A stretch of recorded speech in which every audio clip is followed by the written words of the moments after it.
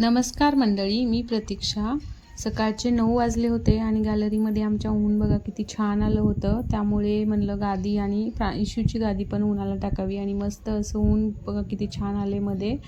त्यामुळे वाळायला थोडं टाकलं, कारण प्रांशू पण मोठ्या गादीवर सू वगैरे करतो रात्री आणि इशूची तो गादीवरती ती पण करते. त्यामुळे नंतर सगळी कामं आवरली होती आमची आणि दुपारच्या टायमिंगमध्ये टाईमपास म्हणून प्रांशूच्या पप्पांनी हा पिझ्झा आणला होता जाऊन, डोमिनोज पिझ्झा. आणि प्रांशू फर्स्ट टाइम हा पिझ्झा खाणार होता. तेव्हा काय पिझ्झा काय खाल्ला नाही, पण त्याचं रिॲक्शन बघा. फक्त पनीर असतं ना वरलं, ते पनीर तो खात होता आणि त्याचं रिॲक्शन बघू शकता तुम्ही. फर्स्ट टाइम आणि तो असा एकही पदार्थ नाही की तो टेस्ट केला नाही आतापर्यंत. सगळ्या गोष्टी तो खाऊन चेक करतो, आवडलं तर खातो, नंतर मग नाही, असं त्याचं आहे. तर आणि आवडलं तर मग तो सतत मागून घेतो, दे दे दे दे असं म्हणून. आणि त्याला हा पिझ्झा पण आवडला. म्हणजे पनीरच खात होता, पण ते पनीर फ्राय करतात ना मसाल्यामध्ये, त्यामुळे त्याला ते पण टेस्टी लागत असेल, त्यामुळे तो खाल्ला पनीर. आणि बघू शकता स्वतः हाताने घेऊन खातोय. कधी कधी तर त्याला काय होतं माहीत नाही, मी भरवते त्याला, काही वरण भात असो काही असो, माझ्या हातात दे मग माझं मी खातो असं म्हणतो. आणि पाणी तर काय स्वतःच पे लागला आहे आता.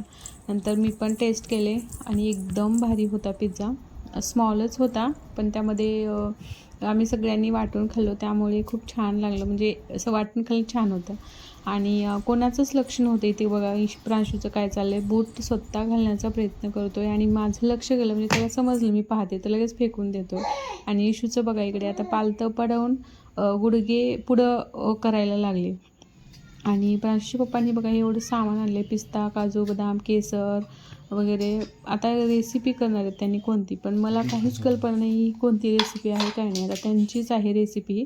तुम्हाला रेसिपी पाहायची असेल तर खास रेसिपीचाच व्हिडिओ पाहावा लागेल, तो जो की उद्या किंवा परवा मी अपलोड करेन, मला ज्यावेळेस एडिट करणं झालं त्यावेळेस. आणि नंतर ते सगळं त्यांनी करून ठेवलं होतं आणि टाइमपास म्हणून मध्ये आले होते. तिला बोलालो फोटो काढणार, व्हिडिओ करायला.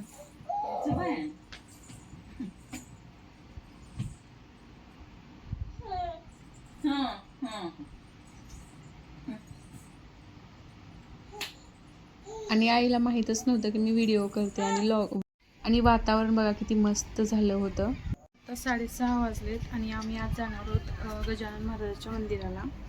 तर मी आणि आई, तर चला. प्रांशू आणि त्याचे पप्पा तर आधीच गेले तिकडे खेळण्यासाठी, तो रोज जातो. तर आम्ही पण इशूला पाया पडण्यासाठी म्हणून घेऊन जाणार होतो. चला तुम्ही पण आमच्यासोबत. नंतर आम्ही गेलो तिथे. प्रांशू बघा कशी पाहते तिला, मी कशी बशी झोपली होती तिला टोपी बांधली कशी बशी उठवून. आणि आमच्या सेकंड फ्लोअरला ज्या काकू राहतात त्या पण येणार होत्या सोबत, त्यामुळे त्या आई आणि मी लगेच निघालो. त्या म्हणत होत्या मी तो व्हिडिओ काढणारच, मी सिंपल साड्या घातल्या वगैरे वगैरे. नंतर तिथे पोहोचताच माझी एक मैत्रीण पवार मॅडम म्हणून आहेत तिथे, ते आम्हाला जॉईन झाले, म्हणजे त्यांचं घरच तिथे जवळ आहे. आणि प्रांशूचे पप्पा आणि त्यांचे मिस्टर आधीच ते गप्पा मारत बसले होते.